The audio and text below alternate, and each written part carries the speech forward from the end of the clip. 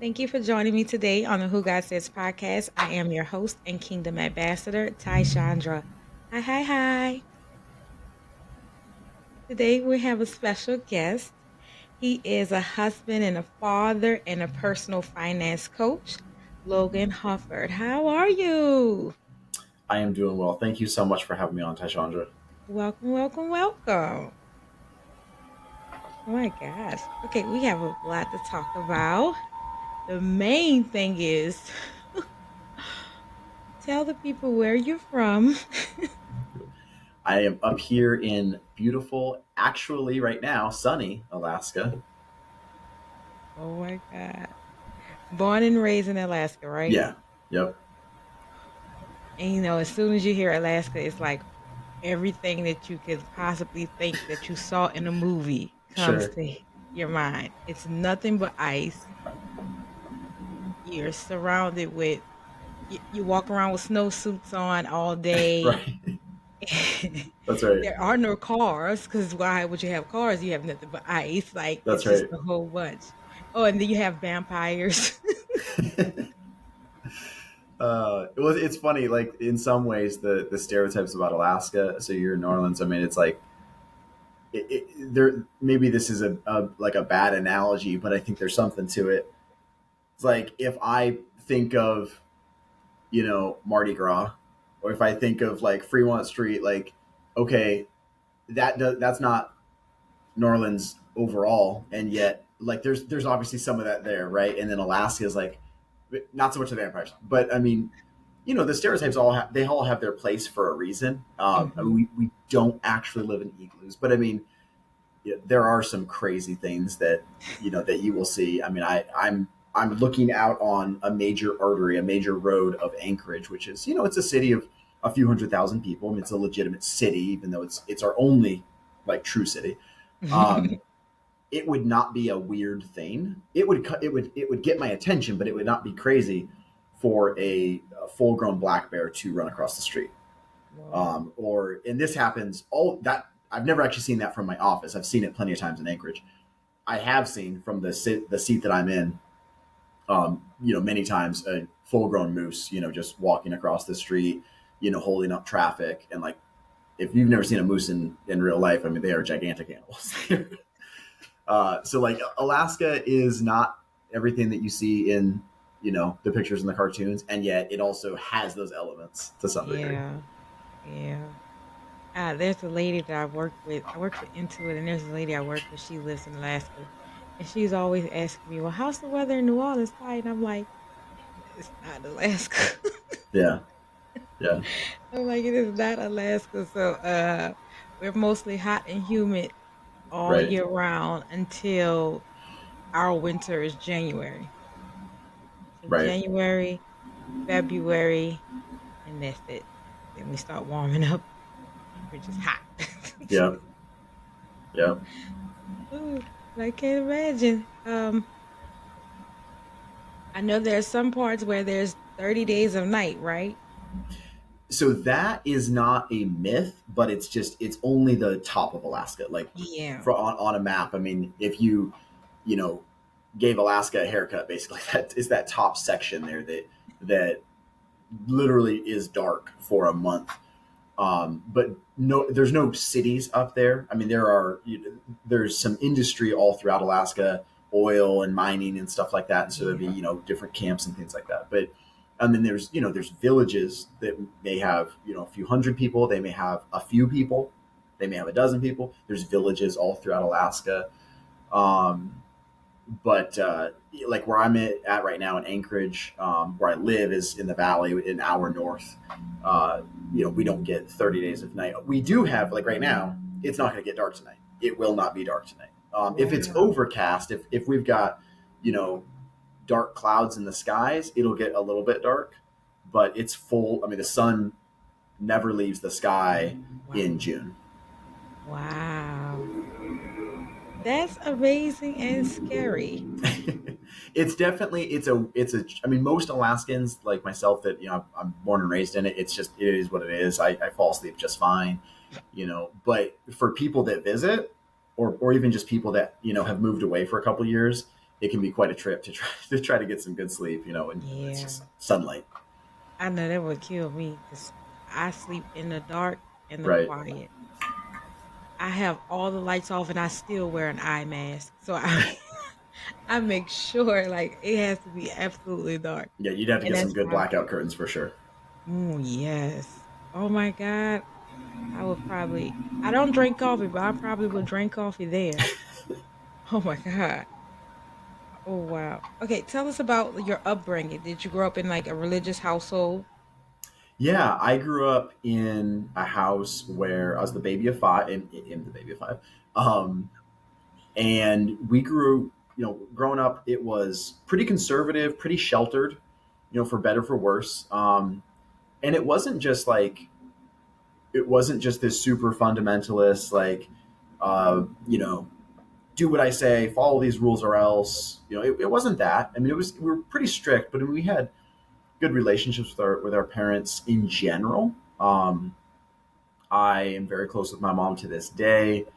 My parents did a lot of things right. They did a really good job raising five kids, teaching us right from wrong, not just going to church just to go to church, but like truly, in the Word, Yes. on a day to day basis. Like I had a fantastic infrastructure. There's no perfect family to grow up in, but I had a really good infrastructure with both parents, you know, four older siblings who, overall, like four of us are still in Alaska. I have one brother in Arizona, but like we all, we've got a siblings text that we're always in every day. Somebody's texting this, that, and the other. Like I'm very close with my family. And yet, all that being said, like I still went off and, lived as the prodigal son, as we'll get into, for years. I mean, which is, it just goes to show like, you don't necessarily need trauma or Mm, some specific event or abuse or a broken home. Like a lot of yes. folks that have a dark past, that's part of their upbringing, right? Is like this Yeah. terrible broken home, all these things. And yet I didn't have that. And yet I still went off and completely just chased after sin for years. Wow. Oh, I'm glad you brought that up. 'Cause a lot of times that's always going to be what people first assume if they find out that there was some time in your life that you had a rough patch or you struggled with things or you did things that you absolutely knew you were not supposed to do. Right. They would say, "Oh, well, what happened to you when you were young?" Or Right. where did you grow up? Or where did, but like you said, it doesn't always, a lot of times, yeah, but not always. Always is not traumatic. It's not abuse. It's not neglect. It's not um, you know, these traumatic things. Some people just make choices. Yep. They just make choices. When did you become a Christian? When did you decide for yourself? Yeah. I mean that's a complicated question for me to answer because on one hand, and you just alluded to it, I think with that the last qualifier there, right? It's like when did you decide for yourself? Mm, Because yeah, as long as I've been talking, I think I've always believed God is real.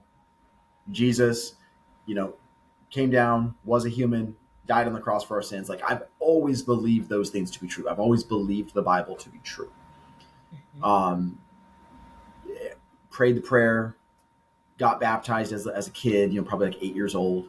Then I mhm. did it again a couple years later because like the first one didn't take, is how I felt.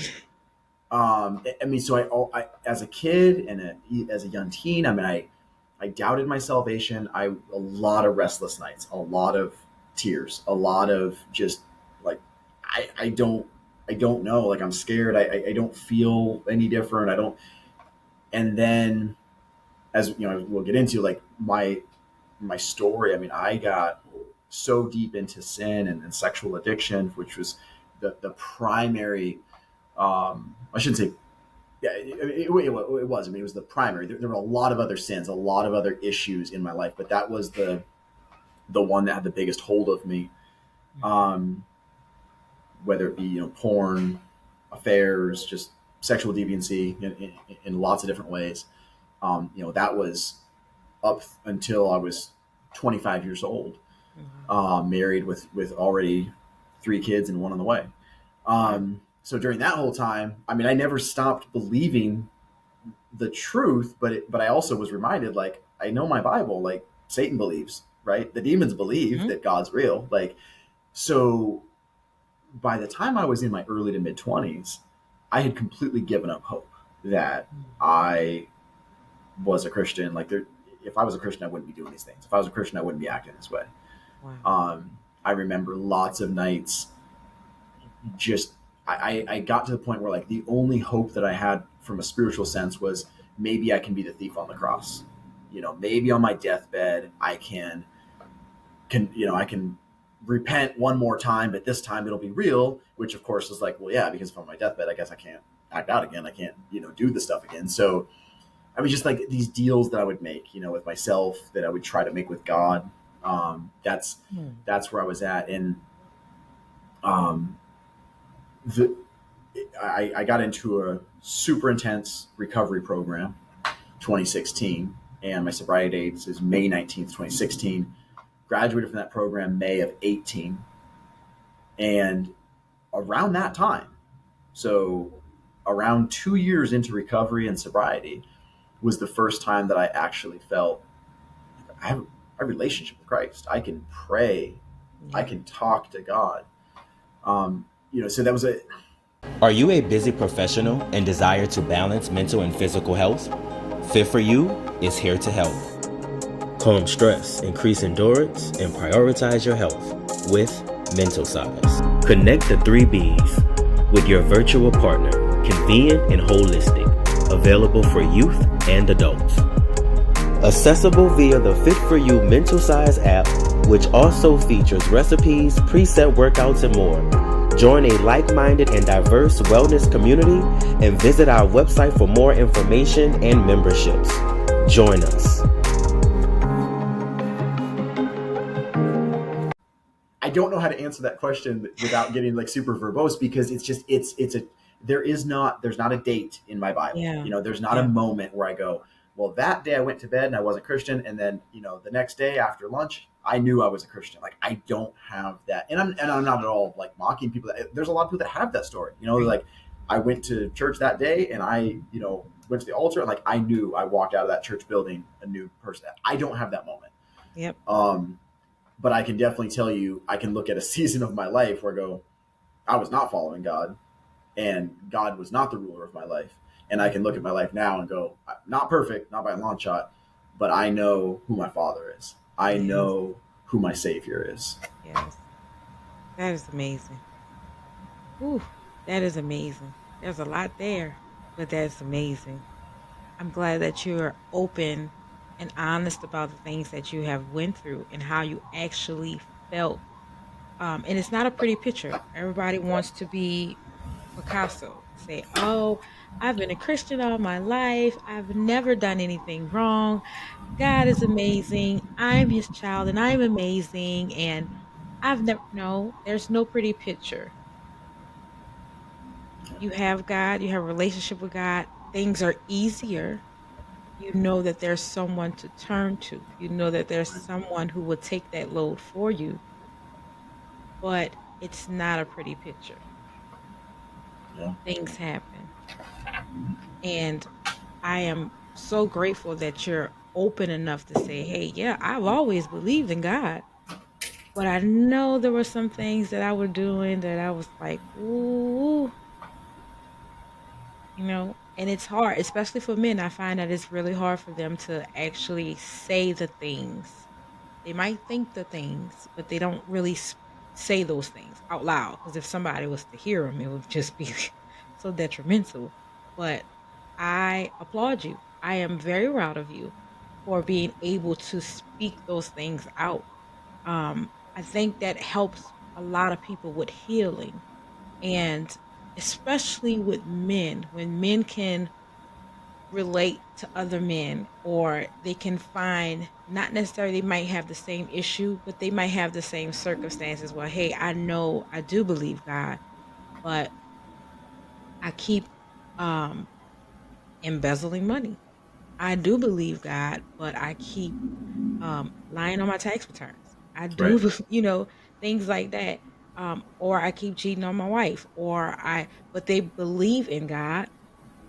What do you think was that true disconnect for you before you went through the program? Was it that you did not have a relationship, or was it that you felt like you just were not ready for a relationship with God?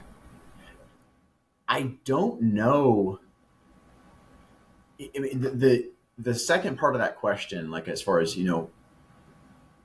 whether or not there was a relationship, um, that I was, my heart would, that there was hardening, or there was just like this wall built up. But I don't know. I mean, there's so much that I don't understand Mhm. spiritually about like how all that works, right? But I do.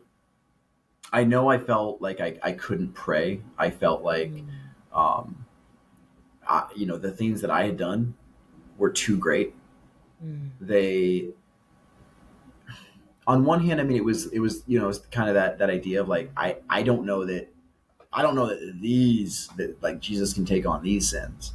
Mm. Even though, okay, if I were to like sit down with somebody and have an intellectual conversation, I wouldn't have said those words. Yeah.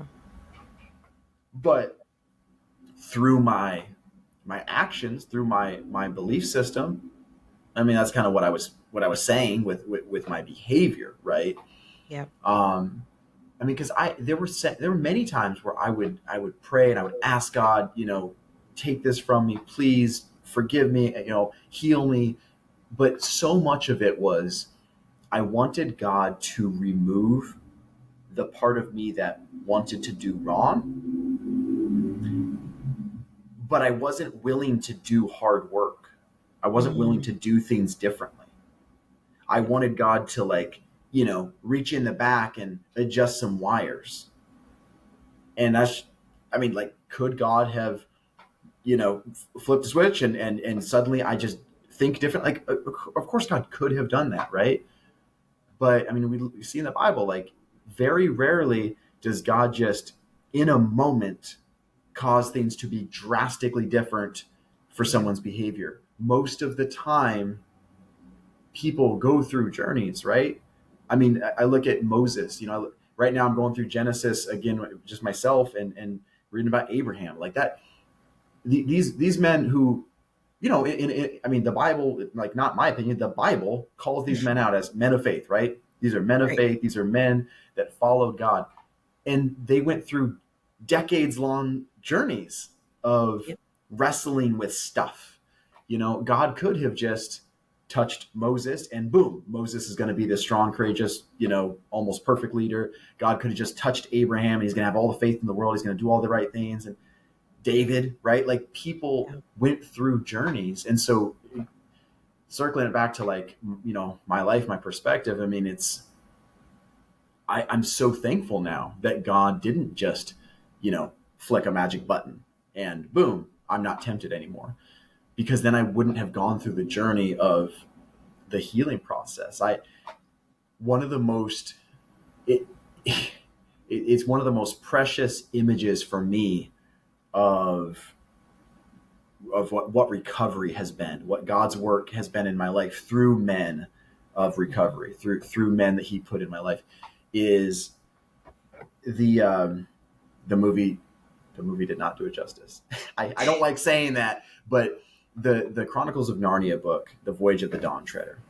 Mhm. I'll just paint this picture really, super quickly. So, if anyone is not familiar, so C.S. Lewis, of course, the Chronicles of Narnia books. In this allegory, Aslan is God, and he rules over Narnia, and he's this lion, right? And there's this, these humans that travel to Narnia, and so this boy Eustace, through selfishness and greed, he becomes a dragon, Mhm. and he has his fun, and he, kind of enjoys the power that comes with being a dragon, and then, to skipping ahead, he's like, I don't want to be a dragon anymore. I want to be a human. I want to be a boy. Yeah. And he's a dragon. He's like ripping into his skin, and he's trying to remove his dragon skin. He's trying to remove his scales. He's trying to change back into a human. He can't do it. It's like the skin keeps coming back and the scales keep regrowing. and Aslan's like, you have to let me do it. And I love, this is where I'm not the guy that like hates on movies. There's plenty of movies that I love, but like this movie just, it totally, in my opinion, totally tarnished the beautiful metaphor that's in the book. Because in the book, it doesn't get graphic, but it doesn't shy away from the fact. It's like, so Aslan's like, you have to let me do it. Mm-hmm. And the book describes like Aslan's claws ripping in and ripping apart the dragon flesh. Mm. And it goes into detail about how that like the process of, it wasn't a quick switch. It wasn't just a moment of quick healing. He had to undergo this painful transformation. Yes. He had to be completely like ripped apart and deconstructed. And then, by the end of it, he sees he's transformed back into a boy. Yeah. And like that's meant to represent salvation. C.S. Lewis didn't write that for addiction, and yet it's such a beautiful image of recovery, because that's what it was. Recovery had a lot of pain. Recovery was not easy, and it was a very nonlinear process. There was those days where I would like, I don't even know if I'm any better. I don't even know like it, Oh, but yes. but over the course of time, I'm able to look back and go, but I'm not that guy anymore. I'm not Logan from 9 years ago. Yeah. I'm not perfect, but there's a lot of behavioral evidence, as well as, of course, the spiritual and the internal psychological evidence that points to I'm not that person anymore. Yeah. But it took so much time and it took so much work. Yes, it does. We all want God to flip the switch, but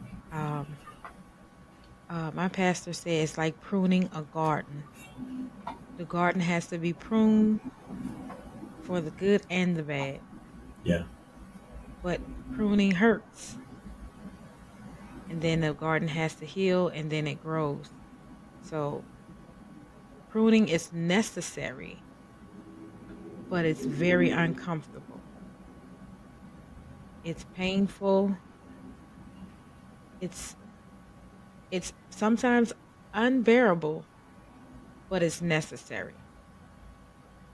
So I applaud you. That is, whew, yeah, it's a lot to go through for anybody. I mean, people have their own trials that they go through, and it's just knowing that you have a God that's willing to shoulder it.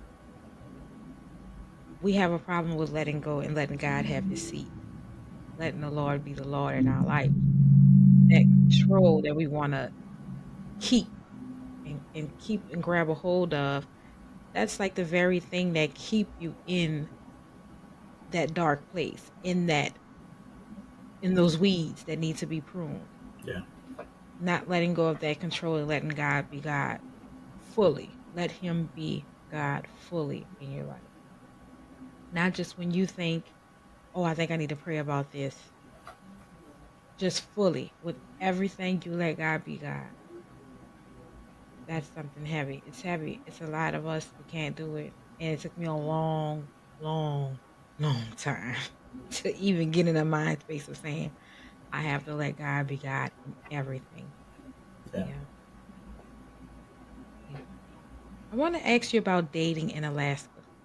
Sure. Did you date in Alaska? Did you find your wife in Alaska? I did. I'm probably not a great person to ask about this, simply because I didn't have a lot of experience dating. I mean, again, Alaska's, there's plenty of other areas like Alaska in this sense. If you're in Anchorage, if you're in the Anchorage area, I mean, yeah, it's no New York City, it's no California, but it's like, I mean, there's other states, there's, the Dakotas, and there's Wyoming, and there's Iowa, and there's plenty of other states where, you don't have multiple cities with 1 million people plus. Mm-hmm.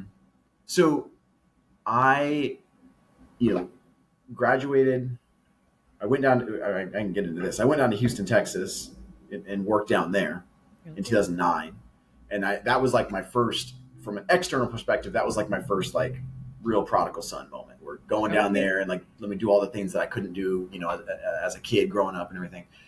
Then I came back And then pretty quickly, within a couple months, I met my future wife, Carrie, at work. Okay. And we started dating.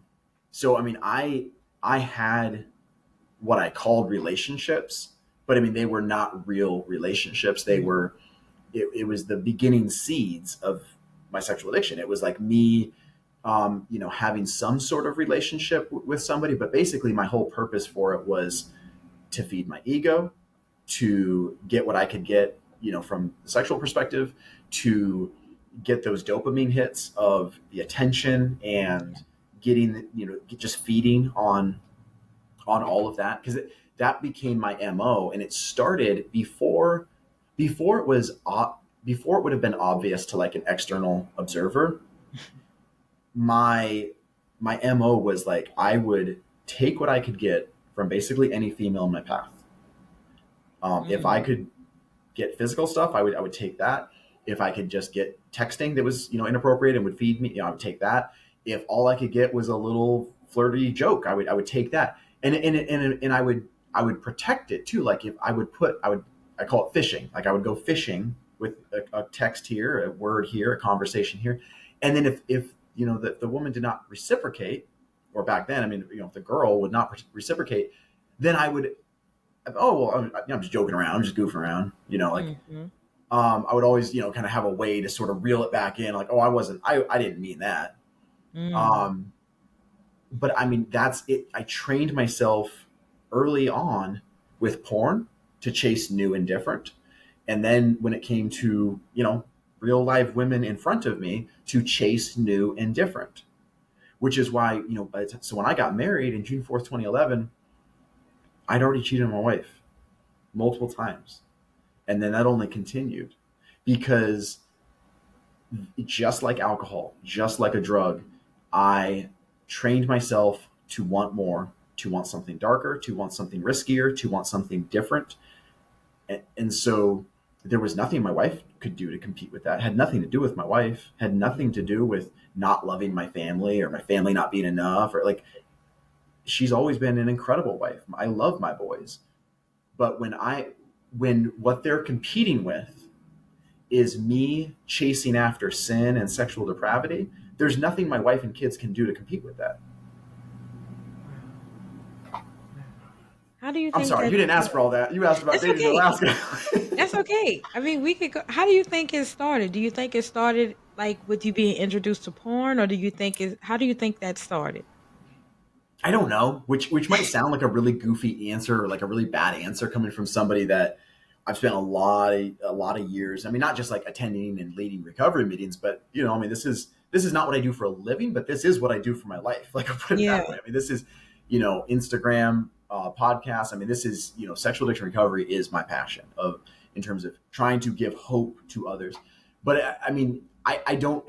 Just kind of like what I was talking about with salvation, like there wasn't really a moment, there wasn't Hmm. necessarily a singular thing to point to, but I do point to, yeah, me looking at porn, as that was absolutely the early stages of it, because the whole point of porn is new and different, right? The whole point of porn is power and control. I can choose exactly who I want to look at, when I want to look at them. I can choose which website I want to go to, how long I want to be there, like all these different things, right? Yeah. Which is why, I mean, when I have conversations with folks, I mean, a lot of the podcasts I've been on, they're not Christian podcasts. They're not coming from it from the same perspective, and which I appreciate these conversations because it allows me to dive in with folks that don't share my beliefs. Yeah.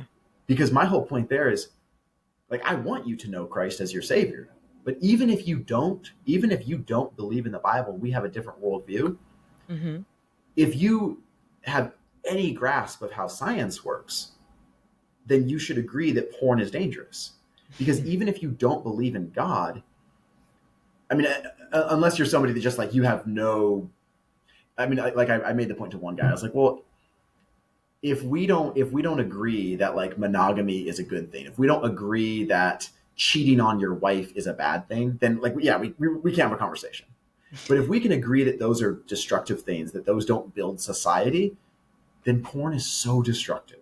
Now, Yeah. spiritually, it's a whole other level for sure. Right.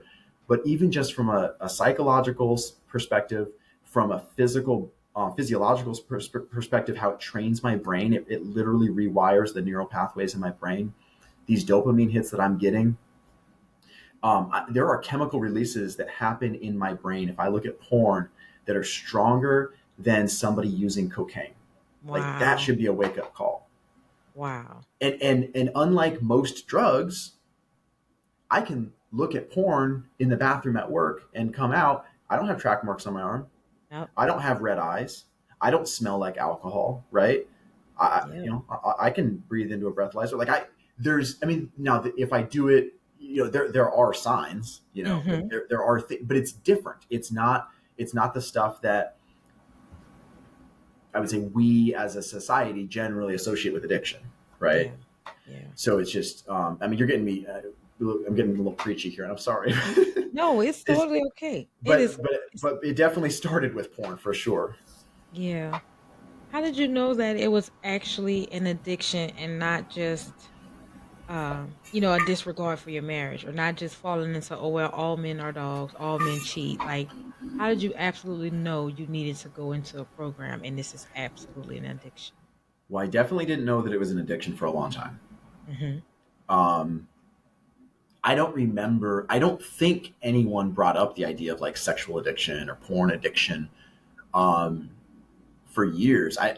Because I remember the first time that I got, my wife had me take a test that was like, I don't remember the label. It was like, "Are you a sex addict?" And I went through this test and I aced it. Definitely aced it. But I mean, up to that, and then so shortly after that, I attended a Sex Addicts Anonymous meeting, which is basically like AA, but for this. Um, and I remember before going into that meeting, like wondering who I would see down there. Like, is it going to be like, a bunch of weird, greasy dudes in trench coats kind of thing? Like, which even that image, like, think about how messed up my thinking was. I had done all this crap to my wife, to my family, to other women, and yet I was still judging other guys on what they might be Wow. doing, right? But that's where my mind was. I was so unhealthy that I was still comparing myself. At least Mm-hmm. I'm not as bad as fill in the blank.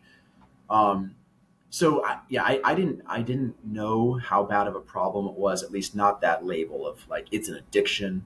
It's something that's going to need serious, just serious intensive work Yeah. up until my mid 20s. I would say early on in marriage is the first time that I recognized this is a huge problem. Mm. I didn't realize maybe how huge it was, but I felt terrible every time I cheated. I felt terrible every time I looked at porn, but I felt very, very terrible every time I would have a sexual affair. Yeah. Um, so there was always guilt, there was always shame, but there wasn't repentance. There wasn't changed behavior. Not because I didn't want to be a better husband, um, but I truly I didn't know how to change up the infrastructure of my life, and I didn't realize at that time how much that would have been necessary. Yeah. Um, Um, and it's this tricky balance because on one hand, I always am going to take extreme ownership of my choices. mhm. Like I made my choices. I hurt people. My addiction didn't hurt people. The porn industry didn't hurt my wife. I hurt my wife. You Yeah. know, those other women, they weren't the ones that did that to my wife. I did it to my wife. And yet, like, so that's all true. I made my choices. But it's also true that I trained myself and got myself to a point where my behavior was almost, and big font on almost, it was almost automatic. Like it wasn't Wow. truly automatic, but it was, when I would meet a woman, I would follow this same MO, and it had become instinctive at that point. So it's that Wow. I don't say that to take responsibility away from myself, blame away from myself.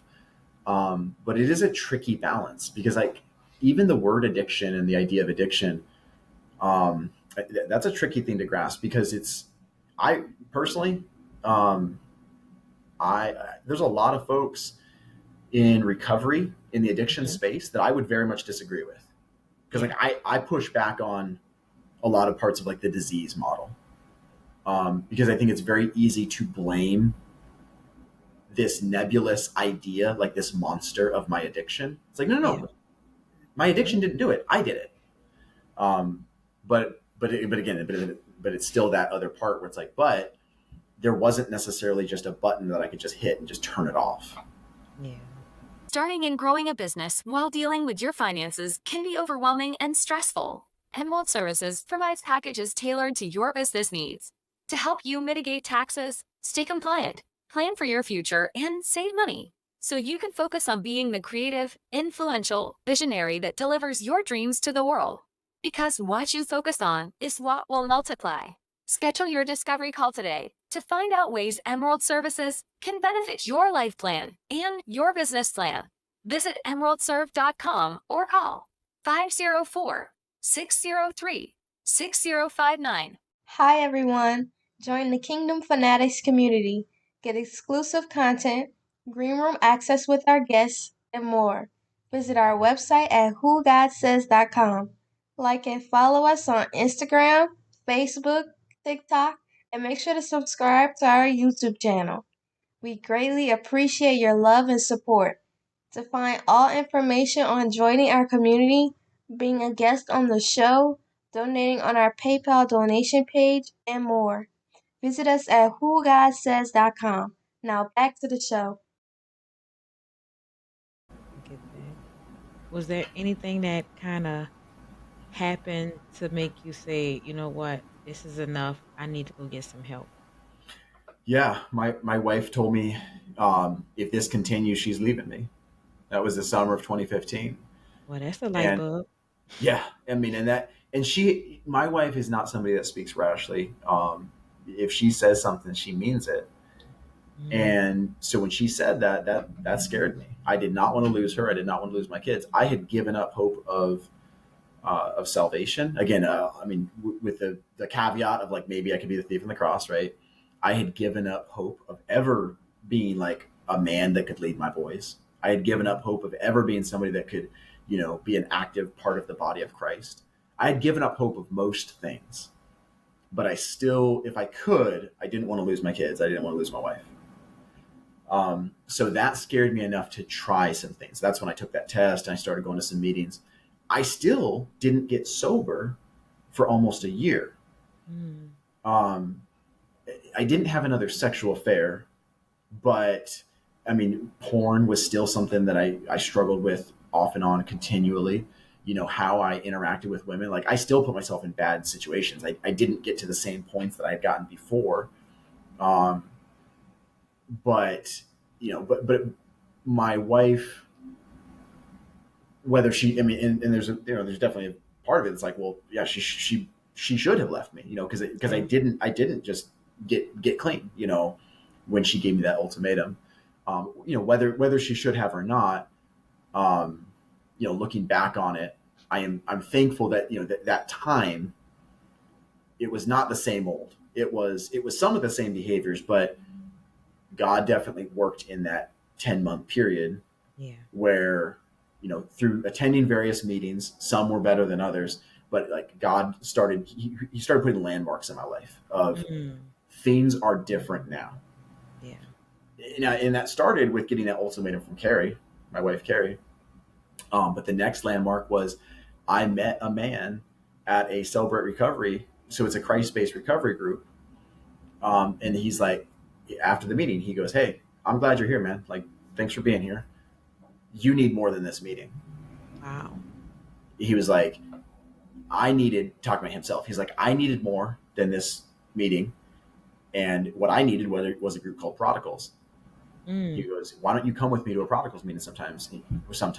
And he told me a little bit about it. And he was like, it's a lot of hard work. It's very different, but he's like, you've got quite a past. I think you need something that's pretty intense.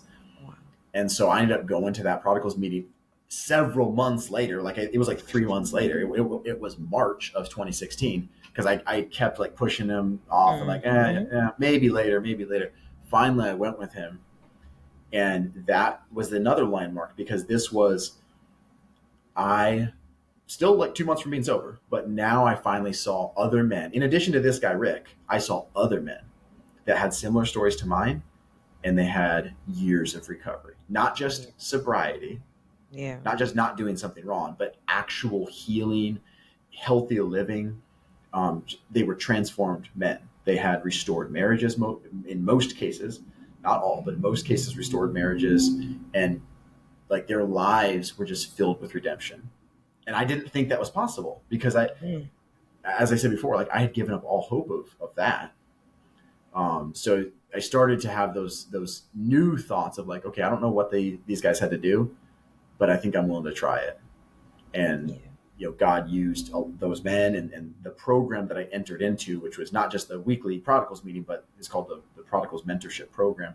It's basically voluntary house arrest for about 2 years. And that's what I did. And I, I'm not here to speak from Carrie's mouth, obviously, but I mean, she got into recovery shortly after me. She got into recovery in July for sexual betrayal trauma because Wow. the abuse and the trauma that I had inflicted on her, you know, that is a whole other marginalized piece. Wow. Is what a woman has dealt with, from a husband that has continually cheated on her, and so recovery has never left my life, but it's also never left her life. She Mm. now leads other women through healing, and I work with guys, in the sexual addiction realm. So that's something that you guys do together as far as Yeah. healing from those experiences. You both do the counseling and what is it called? Sexual betrayal? So yeah, sexual betrayal trauma. Wow. Um, so she leads a group.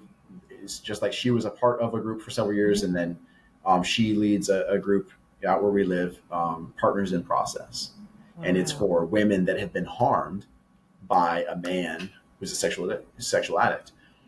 And so she's got plenty of women in her group who's you know the husband or the partner that they don't go to my group, and I've got some guys that are that go to my group that either are not married or their wives don't go to her group. But Yeah. then and I'm glad that those people are there. But I'll tell you right now, it's an incredible special blessing to be able to work with people who both spouses are jumping into recovery. Wow. The man is jumping into his recovery to deal with his stuff. The woman is jumping into recovery to deal with her stuff and her own healing. Whether it's codependency, dealing with her trauma that she endured. It's a really common thing for a woman to go, hey, like, dude, I didn't cheat on us. I didn't bring this into our marriage. Why do I need to go to meetings? Why do I need to put my time and effort into something? And again, like this might sound weird coming from me, but I'm still going to speak the truth. But like Carrie would speak to those people like, it's not about fairness. It's not Yeah. fair. Yep. But you've been wounded. If you've been wounded, I mean, you should seek healing. And so it's God put that man Rick that I told you about that I met at Celebrate Recovery. He ended up becoming my mentor, and he personally mentored me along with a team of guys, but he was my primary sponsor through the mentorship program. His wife Patty has been Carrie's mentor, and so when they moved away to Washington a couple of years ago, I took over the men's group, and then she took over the women's group, and so that is, yeah, that's a big part of our life now is centered around recovery and just trying to help others and give back. God is amazing. He took He all is of there. that pain and gave it and turned it into a purpose of ministry with you and your wife. Yeah. So it's not just something that you're doing because you caused all the pain, because you did this, you did that, but you guys are a part of this ministry together. I bet you didn't even think that could even happen. No. I mean, I know I've said it a bunch of times, but I can't emphasize enough. I mean, just how hopeless I was, and how in despair I was. The idea Wow.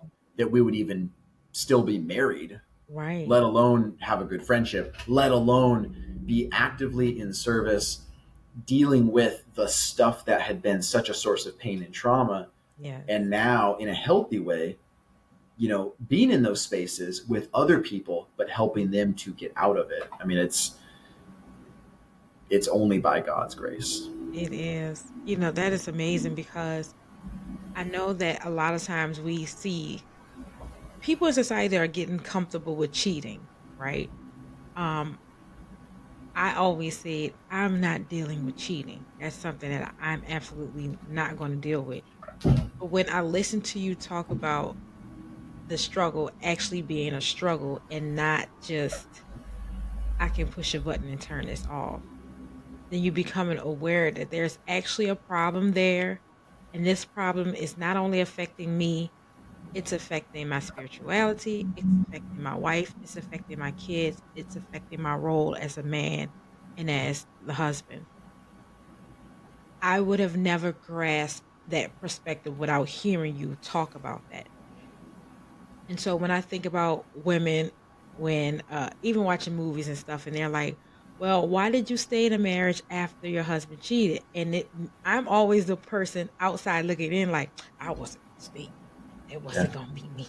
I'm not staying. But if you go through a situation where that person actually has a struggle, and I think the reason why your wife didn't leave when she gave you that ultimatum is because even though, first of all, you took it seriously, and she started to see a shift. That shift wasn't, let's turn around and I'm going down the hill and we're Right. accelerating, but she saw that shift. And a lot of time with women, if we can just see that there's some type of change, that there's some type of an effort, some type of something that says, well, yeah, I do love you. I do want you to be here. I am going to take this into consideration. That's why your wife didn't leave. But God had to use every inch of everything that you guys been through together to build a beautiful ministry where you can help other people who have been through things that they otherwise would have just let go. And that's probably not what God wanted. Because I would have been one of those women. Nope. Yeah. Nope, I'm done. Nope. Now I wouldn't ask any questions. I don't want to know why you did it. I don't want to know what I don't want to know. I don't Right. care. The choice was made and that was your choice to make and that was the choice. So this has definitely opened up my eyes, and it actually helps you with forgiveness. Forgiveness is a big thing for us to do as people, Yeah. but you're actually helping. And I mean, the reason why I'm not married now is because my husband cheated. I've been divorced for, oh my God, how many years? Oof, 12 years? Somewhere in there. Oh my God. Yeah. And he cheated. And I was like, that's a wrap. It's over. Nope. I didn't want to talk about it. I didn't want to ask questions. I think I did ask like 2 questions. But other than that, nope. There was nothing else that needed to be said. I didn't. His mom asked me, are you going to fight for your marriage? I said, nope. Why would I do that? He didn't fight. He decided he wanted to do what he wanted to do. And so listening to you and how God worked all of that through and pushed you through all of that, and you and your wife, it gives me a greater perspective, a greater mindset shift to say that could have been something that was a trial that was pushing you to a triumph. And I just was like, no, not me. But I appreciate you because this is very eye-opening. It is. It's very eye-opening. And especially after I've heard, there's a pastor, Michael Ty from Transformation Church. I hear him all the time say that he struggled with porn addiction. And he honors his wife so beautifully. And I've never known like his backstory of like what was in it. But when I heard him say porn addiction, I was like, how do you get addicted to porn? And the very first time, it was very sarcastic for me. I was like, how do you get addicted to porn? Just turn it off. Like, Yeah. turn it off. You don't have to watch porn. But then God actually started working within me as far as not judging people and having that my mind open to not everybody's not like me. Right. Everybody's not going to do things the way I think that they should do things, Right. and vice versa. And so God had to start working on me and say, hey, the same way you have to have chocolate after almost every meal, you don't have to have chocolate. Right. Just put it down. Right. And it was as simple as that for me to say, oh, you know what? And it was amazing. He actually used chocolate. I love chocolate. But so okay, so like literally, I'm not trying to like just put a shameless plug in it for my Instagram, but like I put a video out there just literally a couple hours ago or hour ago before we jumped on our call here, and it's about this is kind of the crux of it is there would be times in my addiction where I would feel like, man, I'm faced with this temptation that's so strong, like I don't know how I can say no to this.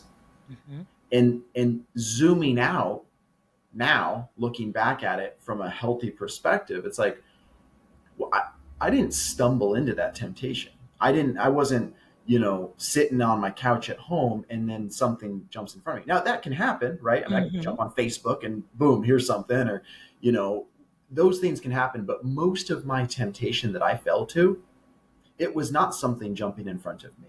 It was, and I'm not going to go graphic with this, but I mean, it would be something where like I would be having a conversation with a woman, and conversation would go somewhere where I'm like, okay, I don't think I can not see where this plays out.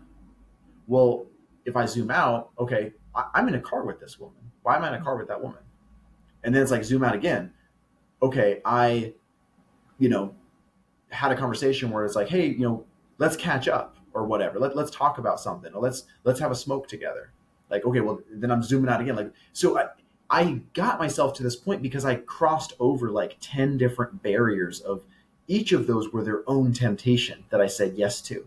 Yeah. Each of them was it was his own, it wasn't a boundary that I crossed because I didn't have boundaries, but like I crossed over all these lines to get Mm-hmm. to this point where now I still could have said no, but yeah, it felt really, really hard to say no Yeah. because I had crossed over so many lines to get there. And so now where I'm not perfect, but definitely a different person, definitely a healthier infrastructure. Yes, temptation still happens, but now I can catch it, at that first line, Yeah. or maybe I do cross a line. Maybe, I get on Facebook and there's an ad that's a triggering ad, and I don't click away from it for a couple seconds. Like, and I report that to a brother. Like, it's not good that I did that. It's not good that I didn't click away for a couple seconds, but let that be the mistake that I Mm-hmm. make Yeah. instead of going 10 layers deeper. And it's like, oh my gosh, I had another affair, which is what my life used to be like. And Yeah. I hope that can make sense. Again, it's like, it's not at all to shift blame away from the person that has done the thing. But it's until I can have a healthy infrastructure, it's so hard for me to zoom out. It's so hard Yeah. for me to push pause and see my life without God and godly people is a mess. Yeah. And I don't know which way is up. I don't know how to make healthy choices. Um, and so having people surround me that, hold me accountable, that ask me tough questions, having times in my life where I'm like in my program, I had to make a phone call every single day, non-negotiable, and get current and share what my day has been. So it would catch those things so that when a guy would be like, well, hold up. So you're telling me that, you had this conversation with this woman and you guys were planning on like hanging out tomorrow and smoking a cigarette together? Like, what are you're still gonna, and I'm making that up, but like that type of Right. thing. Right. If, that type of thing that I would just do in my life and think nothing of it. I mean, it's just, I have to have checks, and I still have checks and balances in my life, even though to a large degree, I would like to say, well, I don't think I need them Hmm. the way that I needed them 9 years ago, but it's not worth it for me to find out, right? It's Right. not worth it for me to find out if I need accountability. Let me just keep accountability. Right. Right. That is awesome. What advice can you give a man or a woman who might have a sexual addiction or a porn addiction, and just they may not even know it's an addiction? Like, what advice can you give them, like moving forward, to move forward? Okay, when you ask that question, I started to formulate an answer, but part of what I'll say is I do want to respond, and this is not like a I don't mean this in any way other than just hopefully it's helpful. Hmm. Um, so I don't distinguish between porn addiction and sexual addiction. Okay. It's a sexual addiction is if I'm chasing after the high that I get from something sexually inappropriate, then it's a sexual addiction. Whether my MO tends to be porn or hiring Mm. prostitutes or going to a strip club or whatever. So sexual addiction, because otherwise I can, and I see this all the time where a guy's, or maybe his wife, is like, well, at least it's only porn. Sexual addiction progresses; it gets worse over time. So that's one piece. But in terms of advice, I mean, there on one hand, there's lots of advice that I could give that it might be helpful, it might be applicable. Things like find a group, find an infrastructure, find a these exist. I didn't know that they existed before. There are Christian sexual addiction therapists, like specifically Wow. trained. These are Christians who specifically deal with people in the realm of sexual addiction. There are Christian therapists that specifically deal with sexual betrayal trauma. I didn't realize that those were even fields, but they are. Um, and all of those are good things. But like if it's somebody struggling, I mean, you got to want it, and none of those things are going to make you want it. Um, so on some level, like I don't know what advice I can give to make somebody want it, right? Right. Um, and so to that person, like if if some of this is convicting, but you don't really feel like you have a problem, I mean, I would just ask this question: if nothing improves, realistically, what are you afraid of your life looking like in 10 years? If nothing improves, maybe that would be a better way to frame it. Okay, Yeah. right now I look at porn every so often, or yeah, I've gotten into some sticky situations with this female coworker. Like, okay, well, if nothing improves, what's that going to lead to, right? Hmm. Um, but yeah, just having an infrastructure. I keep using that word because I've got to have healthy people in my life, and a group, a therapist. The like more formal structures. That's a really good part of an infrastructure. But a lot of it's also going to come from little touch points, a text to a recovery brother, grabbing lunch with my mentor, and talking about life, um, things that are outside of maybe the formal structure, but I wouldn't be doing them if there wasn't the formal structure to start with. Right. Right. And do you recommend men having a mentor at all, just like in life general? Ideally, let's add an N, let's add an S to the end of that. Let's have mentors. Mentors. um, yeah, I mean, I don't ever want to be in a position in life where I don't have at least a couple guys further down the path from me Yeah. that I'm talking to life. I'm talking to them about life with. It's going to look different ways. Like my mentor, Rick, he's always going to be my mentor. And that's not cheap words. Like I still talk to him regularly. Yeah. Especially with him moving out of state. I mean, it doesn't look always the same way. We used to meet, every week for an hour. We don't do that anymore. We used to get on a phone call a couple times a week for, 15 minutes a time. We don't do that anymore. but he's still somebody. He's one of the first people I will call when I'm dealing Yeah. with a stressor. And I don't just mean a sexual temptation. In fact, most of my calls and my texts are not about sexual temptations. They're about the septic backing up, or this issue I'm having as a parent, or this Mm-hmm. issue at work, or I'm struggling with anger because of traffic, like whatever, right? Life stressors. Yeah. So mentorship is gigantic, and it's not about somebody who's perfect. It's not about somebody who has it Yeah. all figured out. But ideally, it is somebody who is further down the path, and it's somebody who has a life that I would want, right? Mm-hmm. They have a marriage that that I'm not idolizing, because there's Right. no perfect marriage, but they have the type of marriage that I would like to have. They have the type of relationship with their kids that I would like to have. They have the type of maturity and safety around sexual sin Yeah. and dealing with it that I would like to have. Like, look for people like that. And obviously, yeah, if you're a spouse, like, if you've been hurt in this way, like, find a woman that has not just been hurt in this way, but who's experienced some healing. Yeah. Because Definitely. not chasing after healing with the way that my wife had been hurt, what that does, I've seen a lot of it. She's seen a lot of it. It creates it's a woman who basically becomes frozen in time. She is Mm-hmm. forever. She's forever the betrayed spouse. She's forever that person that has been wounded. And again, it's not about fairness, right? Yeah. Um, but it's just it breaks my heart because it in so many ways there's a stagnation there. Instead of this woman who can become, you know, a new creature. And not every woman's going to have Carrie's path where she's leading other women through sexual betrayal trauma recovery, right?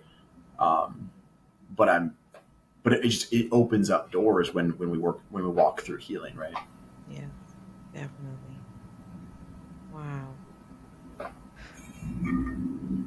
You know what? I want to thank you. I want to thank you for coming on and sharing with us, sharing your story. It's an amazing story, and God has definitely seen you and your wife through.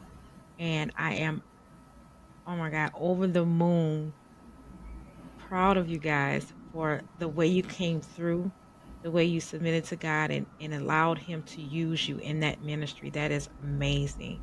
Can you tell the people where they can connect with you and reach out with you? Yeah. So ideally, if you're on Instagram, at no longer in bondage is that's my handle. And I can give it to you if you want to put the link in the show notes. There's periods in between the words, no longer in bondage. And my name is Logan Hufford. I put out a lot of content on there. And most of my content, I'm not trying to come on and preach and try to sell people on, why they need to do things. A lot of it's going to be, hey, this was my stuff. This was Hmm. the darkness of my addiction. Here's the tools of recovery. Here's the light of what God has done since then. You can take from it what you will. But some of it's going to be a little bit more actionable, for somebody that is struggling, right? But I put out usually 2 to 3 videos a day. I'll try to do a lot of content on there. If you don't have Instagram, you can reach out, prodigalsinfo at creeksideak.com. That's a recovery email that goes to me and my wife. So if somebody has a question, they are struggling, they need help, they need help getting pointed towards a resource, they can reach out that way as well if you don't have an Instagram. But yeah, please, give me a follow on Instagram if it would be beneficial. Even if you are not somebody who struggles, I promise you, there are people around you Hmm. that Yeah. struggle. And whether you want to take a video and shoot it over to your husband or your son or your brother, or like, that's cool. But it also will help from an educational standpoint, just to understand what this Yeah. looks like, not to explain it away, not by a long shot, but to understand why somebody does the things they do, so that we on the outside can respond in a healthy way. Yes, definitely. Definitely. Yes, because I probably would have responded a lot different had I had more information. That should be 12 or 13 years ago. I don't keep track of the old marriage. Can I just say one thing on that? Hmm. And this is, I'll be honest, like this is more like to you, TyShaundra. I so hopefully this comes across right. Everything I'm saying here, I mean, again, not trying to preach, not trying to get into telling other people what to do, but I try to always emphasize, like, on one hand, I don't like divorce. My wife doesn't like divorce. We don't want to see people get divorced. Yeah. But we also, especially with what Carrie does, like, we recognize that in this field.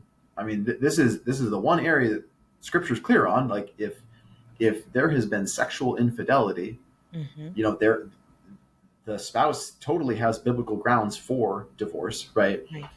And so we don't want divorce. We don't encourage divorce. If a couple comes to us and there's been an affair, like, what I would love to see is that the man dives into recovery, he works on his healing, and the wife works on her healing, and that they do move towards reconciliation. But we also ultimately, Carrie and her group, their whole mission is to help her heal. Yeah.